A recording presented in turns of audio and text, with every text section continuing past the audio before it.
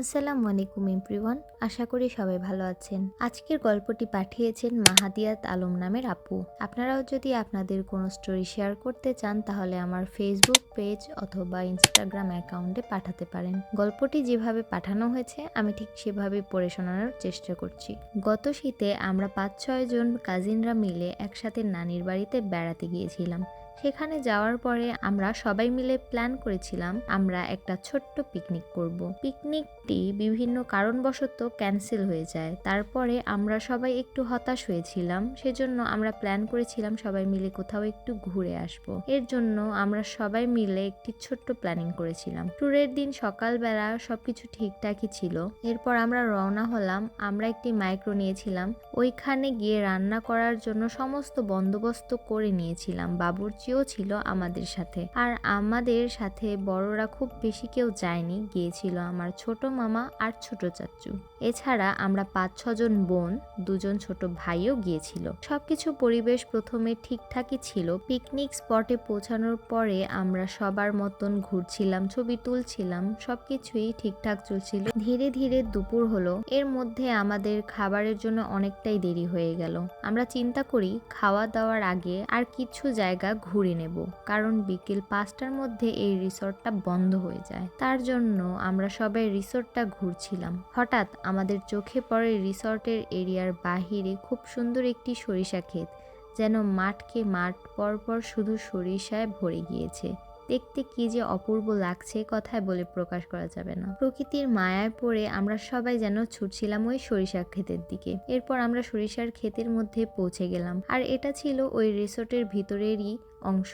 তবে এই অংশ গবেষণামূলক কাজকর্ম করা হয়, এজন্য এই জায়গাটায় খুব বেশি যাওয়া যায় না। ধরা যায় লোকজন আনাগোনা নেই বললেই চলে। এই জায়গাটিতে যেমন সুন্দর নীল আকাশ ছিল, তেমনই ছিল সূর্যক্ষেতের হলুদে মহিমান্বিত হওয়ার মতো পরিবেশ। চারদিকটা অপূর্ব সৌন্দর্য, তার মধ্যে আমাদের প্রত্যেকের লাল ড্রেস পরা ছিল। আমাদের প্রত্যেকে এই জন্য ছবি তোলার জন্য ব্যাকুল হয়ে গিয়েছিলাম। প্রত্যেকেই নিজেদের ক্যামেরা এবং মোবাইল দিয়ে সেলফি আর ছবি তুলছিলাম। প্রকৃতির সৌন্দর্য আমাদের প্রায় পাগল করে তুলছিল। তাই এরই মাঝে আমরা ভুলেই গিয়েছিলাম সময় কতটা চলে গিয়েছে। প্রায় ১.৫-২ ঘন্টার বেশি সময় ধরে আমরা এই অঞ্চলেই ঘোরাফেরা করছিলাম। এক পর্যায়ে আমার ছোট মামা বললেন, দুপুর ২টো বেজে গিয়েছে, খাওয়ার সময় চলে এসেছে। এখন না খেলে দেরি হয়ে গেলে পরে বাসায় ফিরতে দেরি হয়ে যাবে। বাসায় ফিরতে প্রায় ২-৩ ঘন্টা রাস্তা। শীতের সময়, এজন্য সন্ধ্যার আগেই রওনা হওয়া ভালো। তাড়াহুড়ো থাকা সত্ত্বেও আমরা চাইলাম আরো কিছুটা সময় এই জায়গাতে থাকি।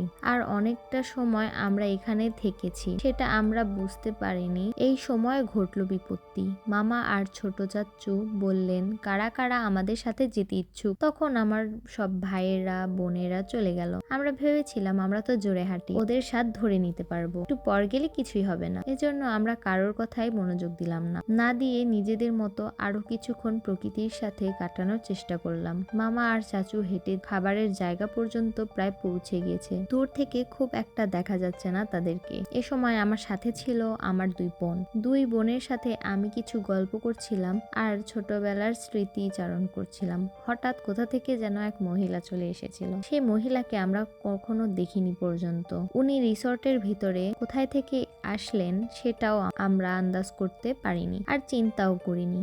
ওই মহিলা অনেক বয়স্ক ছিল, পরনে ছিল একটা ছেঁড়া শাড়ি। তিনি আমাদের বলছিলেন, তোমরা এখানে কেন এসেছো, তোমরা চলে যাও। কিন্তু আমরা বেপরোয়া হয়ে গিয়েছিলাম, তার কথাগুলা উড়িয়ে দিয়েছিলাম আর বলেছিলাম এখানে থাকলে সমস্যার কি আছে, এত সুন্দর জায়গা আর কবে আসবো, কখন আসা হবে কিনা ঠিক নেই।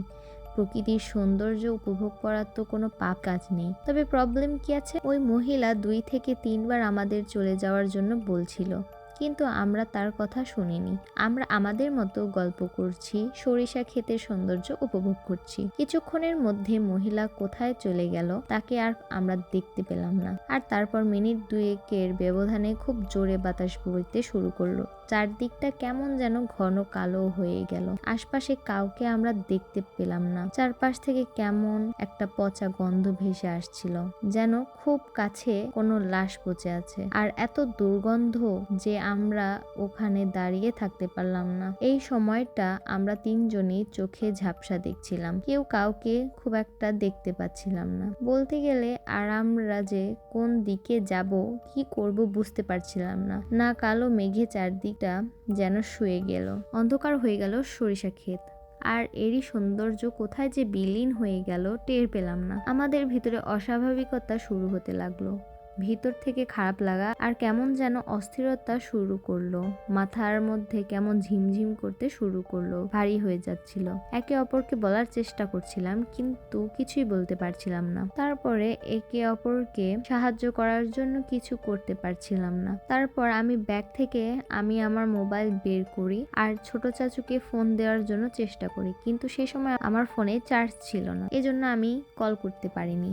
তারপর হঠাৎই খুব জোরে আমাদেরকে কে যেন ধাক্কা মেরে ফেলে দিল, মানে যে যেখানে ছিলাম সেখানেই পড়ে গেলাম আর জ্ঞান হারালাম। তারপর আমাদের আর কিছুই মনে নেই। এরপর আমরা ঘুম থেকে যখন উঠলাম তখন দেখলাম আমরা গাড়িতে, আর গাড়িও প্রায় অনেক দূরে চলে এসেছে, বলতে গেলে আধা ঘন্টার পথ পার হয়ে চলে এসেছে। আর তখন সন্ধে হয়ে গিয়েছিল। মামা বললেন তিনি আমাদেরকে রেখে আসার পর আমরা তার সাথে যাইনি জন্য তিনি আবার ফেরত আসে। তারপর এসে আমাদেরকে মাঠের মধ্যে পড়া অবস্থায় দেখেন। আর তিনি এটাও বলেন যে তিনি নাকি মাঠে কোনো সরিষার ফুল অথবা কোনো সৌন্দর্য দেখতে পাননি, এটা নাকি শুধু একটি মাঠ ছিল। কে আছে?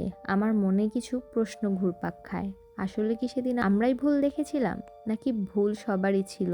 নাকি আমরা সবাই ঠিক ছিলাম, ভুল ছিল সেদিনকার পরিবেশ পরিস্থিতি, নাকি আমাদের সাথে ঘটে যাওয়া ঘটনাটি? আজও আমি বুঝতে পারি না কোনটা সত্যি। সত্যি কি ওই মহিলা সবকিছুই জানতেন, নাকি অন্য কোনো রহস্য লুকিয়ে আছে এই ছোট্ট ঘটনার মাঝে?